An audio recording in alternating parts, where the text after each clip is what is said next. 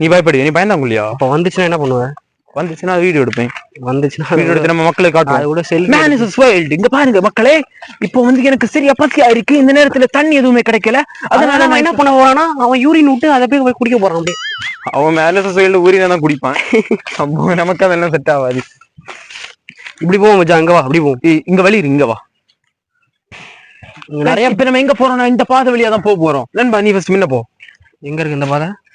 என் நண்பன் புலி உடைய போட்டவன் புடியில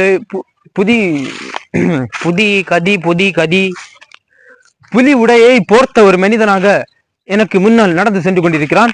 நான் அவனை ஃபாலோ பண்ணி சென்று கொண்டிருக்கிறேன். பாருங்க மக்கா, இங்க ஏதோ வந்து பதுங்கி இருக்கு போல.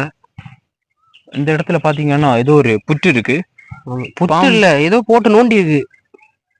ஏதோ போட்டு என் நன்மை நோண்டி ஏதோ போட்டு நோண்டி இருக்கு.